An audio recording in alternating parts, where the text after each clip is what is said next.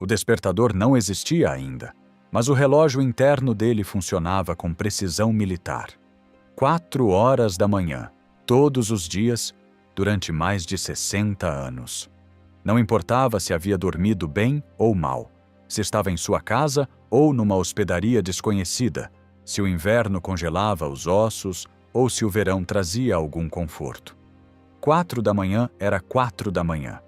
E às 5 horas, sem falta, estava de joelhos diante de Deus. Esse hábito simples, mantido com uma teimosia quase irracional, se tornou o alicerce invisível que sustentou um dos ministérios mais impactantes da história cristã. Wesley não começou assim. Na juventude, como estudante em Oxford, ele acordava às 6 ou 7 da manhã, horário considerado normal para a época. Mas algo o incomodava. Ele percebia que os dias começavam sempre apressados, sempre reagindo às demandas externas. Lia as escrituras correndo antes de ir às aulas. Orava rapidamente antes de cumprir compromissos. A vida espiritual era espremida entre outras atividades, nunca tinha prioridade real. Então, por volta de 1730, ele tomou uma decisão radical. Começaria o dia 2 horas mais cedo que todo mundo. A lógica era brutalmente simples. Se Deus é realmente a prioridade máxima da vida, então deveria receber as primeiras horas do dia, não as sobras. Wesley começou a dormir às 10 da noite e levantar às 4 da manhã. 6 horas de sono, nem mais nem menos. Usava a primeira hora, das 4 às 5, para lavar-se, vestir-se e ler as escrituras em silêncio. Às 5 em ponto, ajoelhava-se para orar. Esse padrão se repetiria por mais de 21.000 dias ao longo de sua vida. Os amigos achavam aquilo absurdo. Charles Wesley, seu irmão, tentou seguir a mesma rotina por algumas semanas e desistiu. George Whitefield, outro grande pregador da época, admirava a disciplina, mas confessava que não conseguia manter. Médicos alertavam que aquilo arruinaria sua saúde, que o corpo precisava de mais descanso. Wesley ignorou todos. Ele havia descoberto algo que ninguém poderia tirar dele. Nas horas que antecediam o amanhecer, o mundo estava silencioso e Deus parecia mais próximo.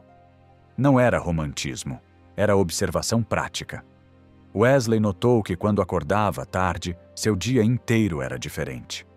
A mente estava mais dispersa, as decisões eram menos sábias, a paciência era menor. Mas quando acordava às 4 e passava tempo com Deus antes de qualquer outra atividade, algo mudava. Ele enfrentava os problemas com mais clareza, suportava críticas com mais graça, pregava com mais autoridade. Não era magia, era simplesmente o resultado de colocar primeiro o que deveria estar em primeiro lugar. Seus diários, preservados até hoje, mostram a consistência assustadora desse hábito.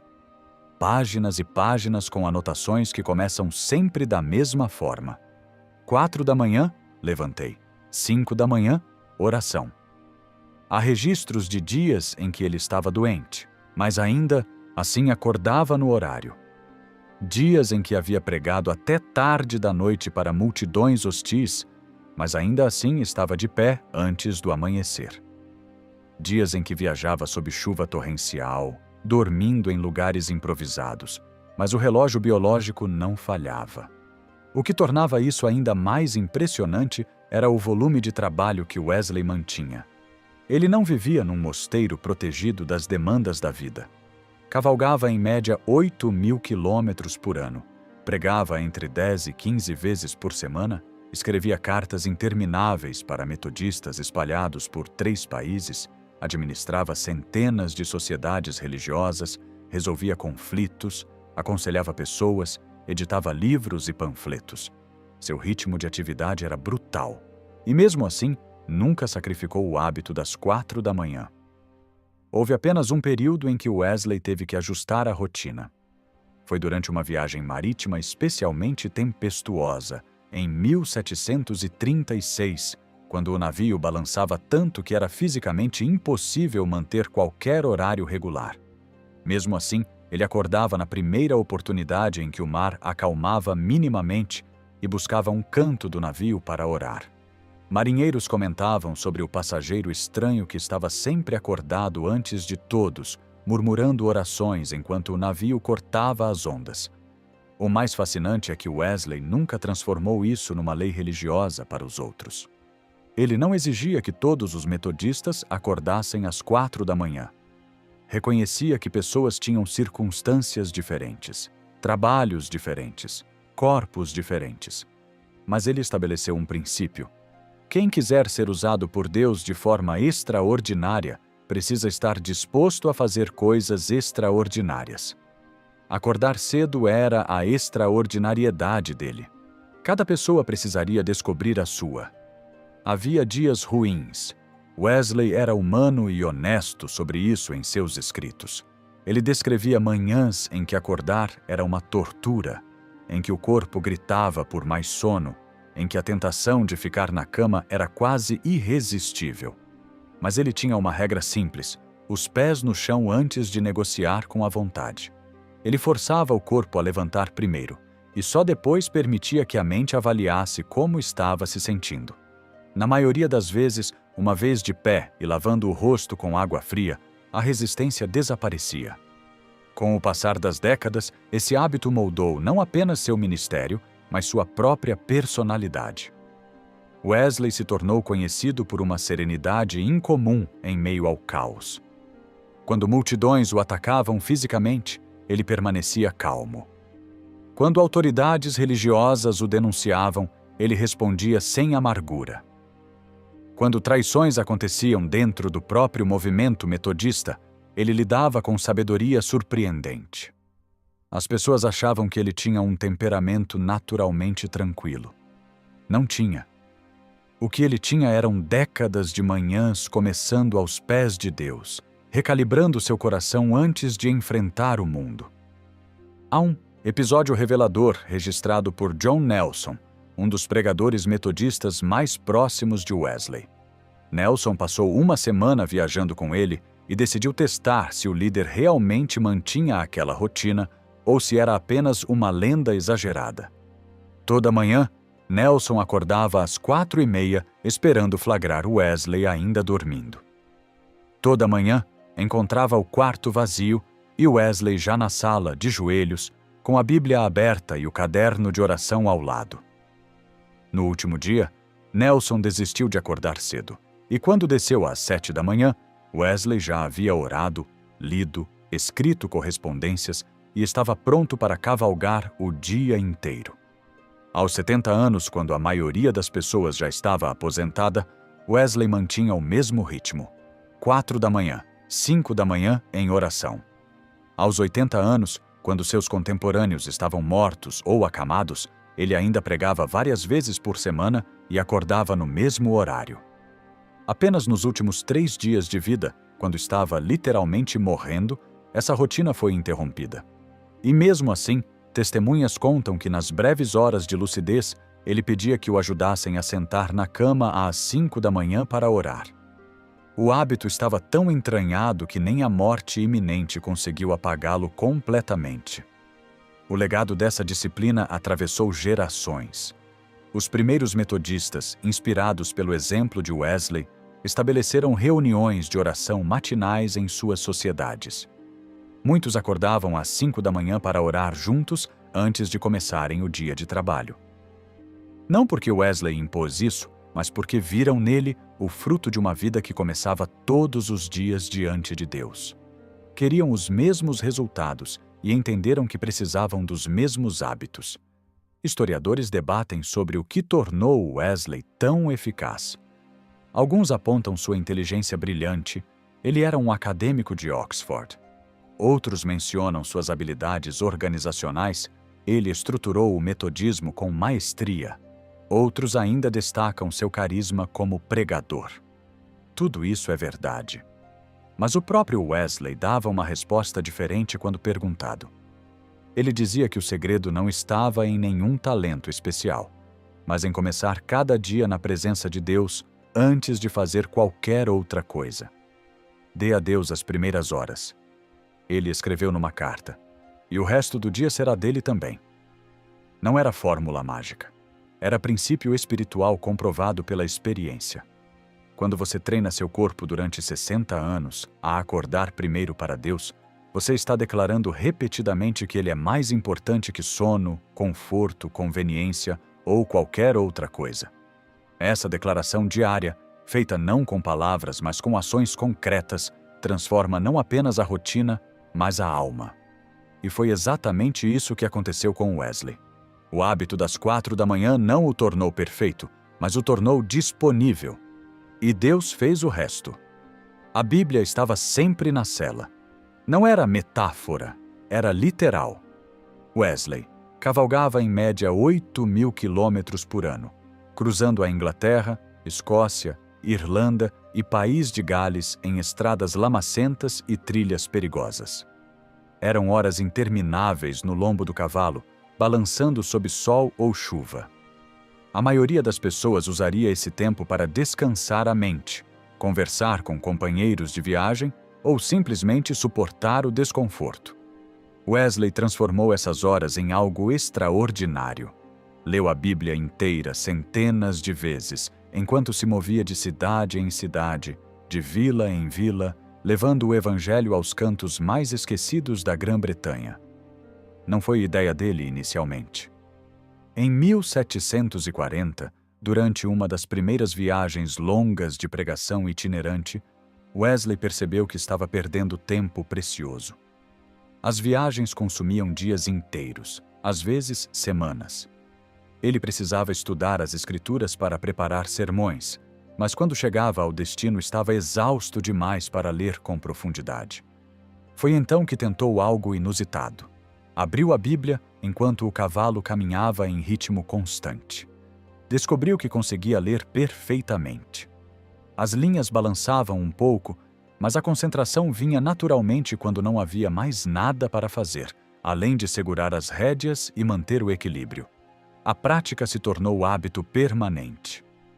Toda manhã, antes de montar, Wesley colocava sua Bíblia num suporte especial preso à sela. Eram exemplares em grego e hebraico, além da versão em inglês.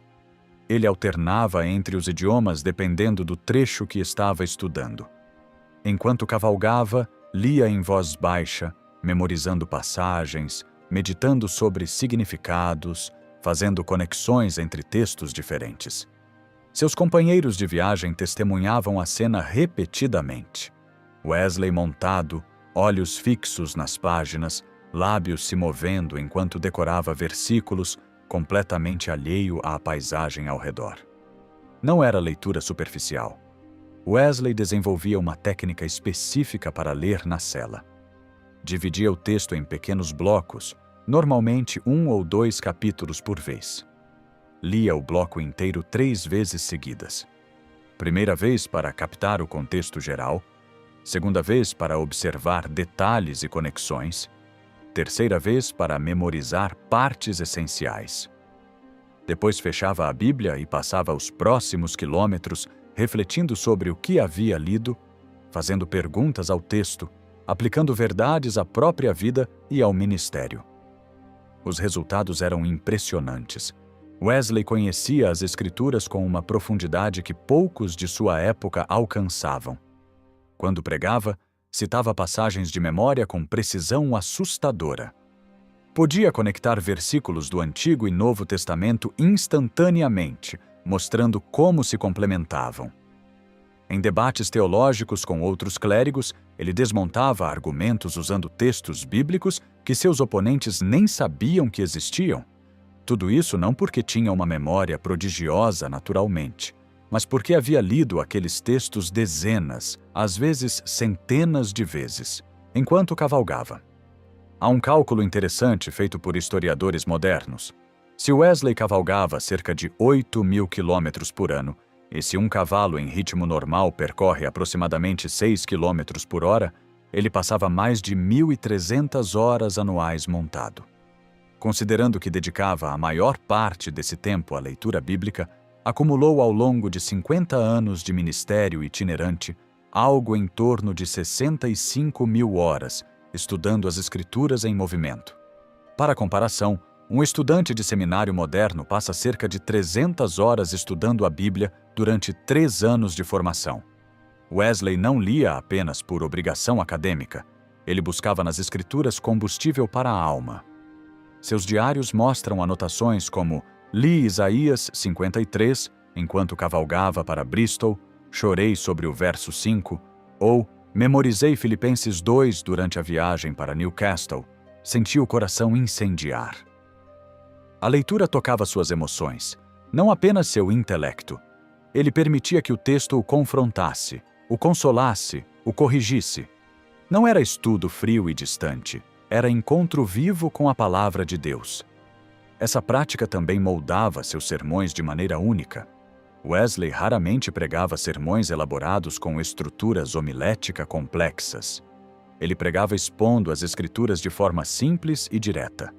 E conseguia fazer isso porque conhecia tão bem o texto bíblico que parecia falar de dentro dele. Quando pregava sobre amor, citava 10 passagens diferentes que falavam do tema.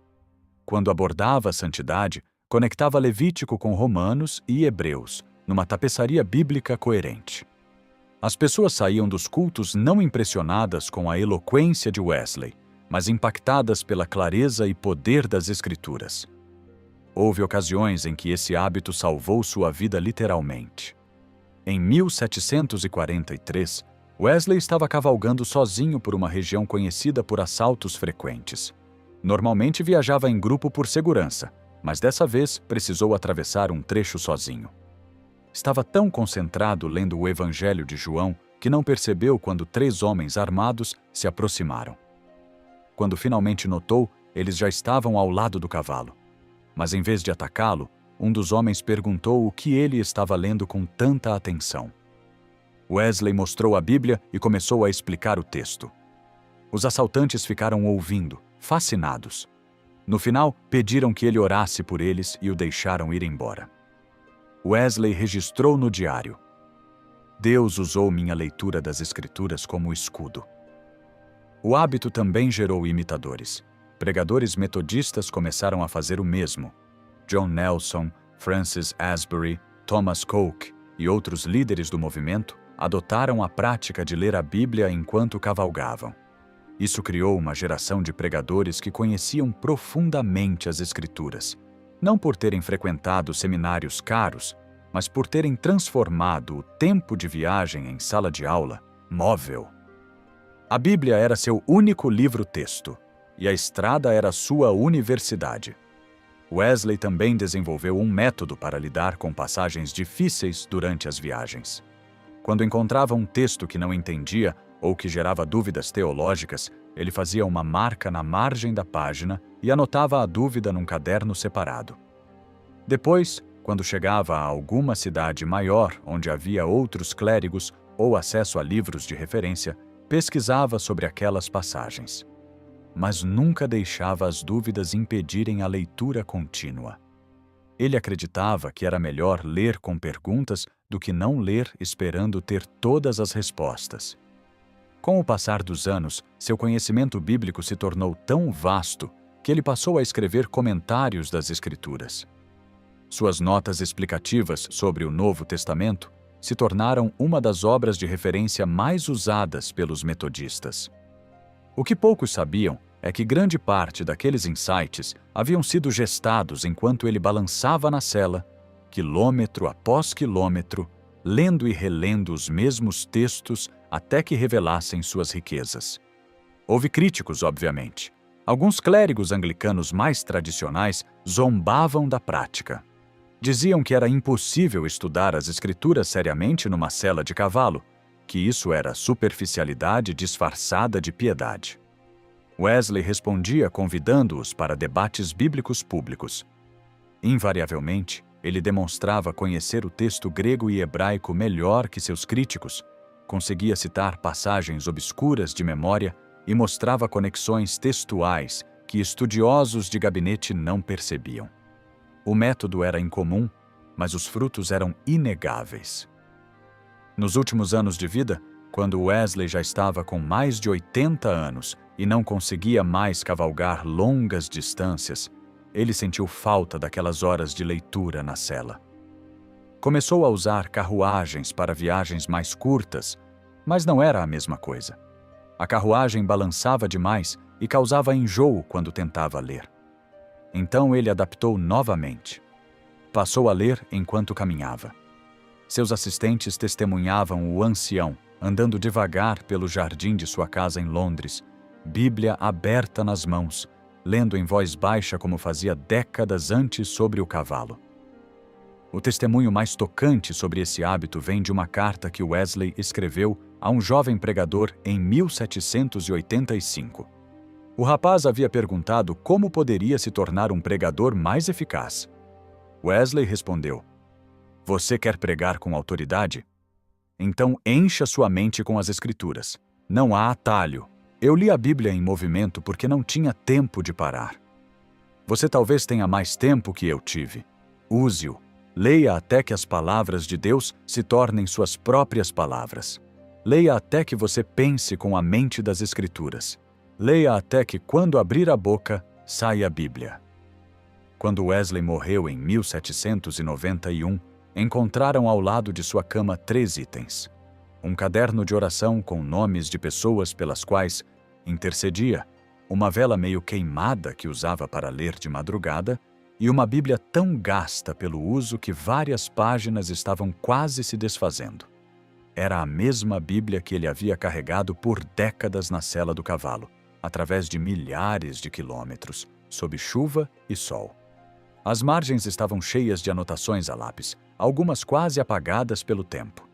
Aquele livro surrado contava a história silenciosa de um homem que transformou o tempo desperdiçado em encontros transformadores com a palavra de Deus.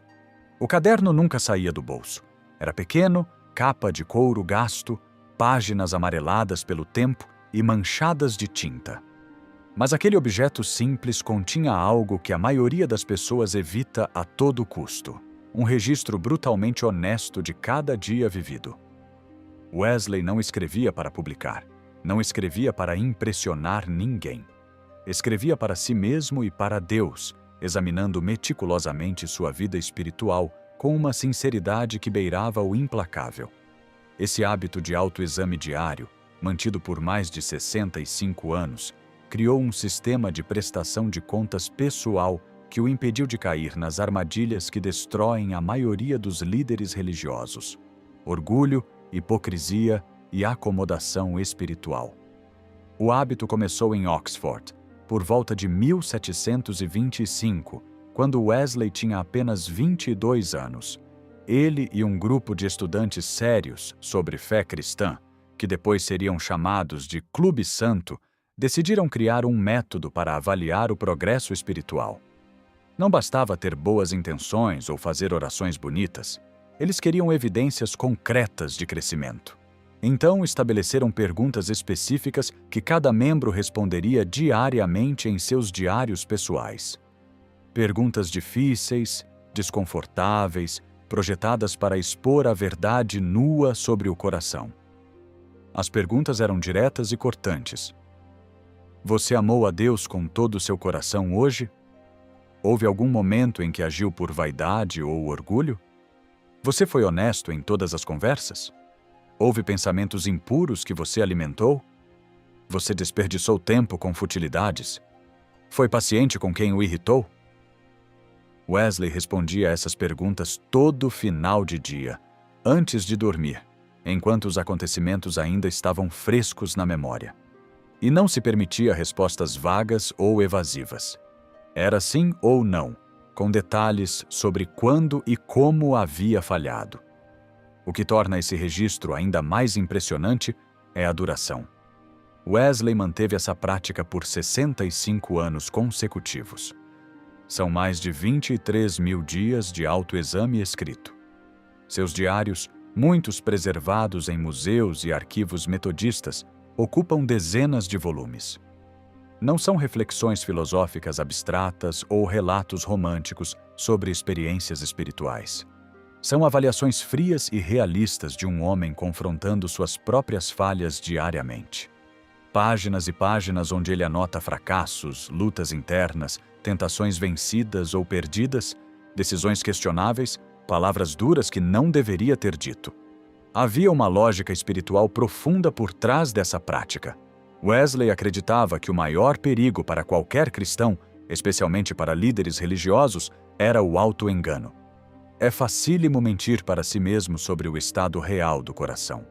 É fácil racionalizar pecados, justificar falhas, inflar sucessos e minimizar fraquezas. O diário funcionava como espelho implacável que não permitia essas distorções. Ao escrever honestamente sobre o dia, Wesley se forçava a encarar a verdade sobre si mesmo. Em 1738, por exemplo, ele registrou um episódio vergonhoso. Havia discutido com Charles, seu irmão, sobre alguma decisão ministerial. Durante a discussão, Wesley percebeu que estava errado, mas não quis admitir. Continuou defendendo sua posição por orgulho. À noite, ao escrever no diário, ele anotou: "Discuti com Charles hoje. Eu estava errado, mas não confessei. Deixei o orgulho vencer. Pequei contra Deus e contra meu irmão." No dia seguinte, antes de fazer qualquer outra coisa, procurou Charles e pediu perdão. O diário não apenas expôs a falha, mas gerou a correção. Wesley também usava o diário para identificar padrões de pecado. Ao reler entradas anteriores, ele conseguia ver tendências. Notava, por exemplo, que sempre que ficava muito ocupado, negligenciava a oração. Ou que em determinadas situações sociais, tendia a falar demais por vaidade. Ou que quando estava cansado fisicamente, ficava impaciente com pessoas. Esses padrões, uma vez identificados, se tornavam alvos de oração específica e mudança consciente de comportamento. O diário funcionava como ferramenta de diagnóstico espiritual. Mas não era apenas sobre falhas. Wesley também registrava vitórias. Anotava momentos em que resistiu a tentações, ocasiões em que escolheu humildade quando poderia ter exigido reconhecimento, situações em que perdoou quando poderia ter guardado ressentimento. Isso não era orgulho, era reconhecimento de que Deus estava trabalhando nele. E ao anotar essas vitórias, ele se lembrava de que mudança era possível, que ele não estava preso aos mesmos pecados para sempre. O sistema de prestação de contas ia além do diário pessoal. Wesley compartilhava partes de suas reflexões com um pequeno círculo de amigos íntimos.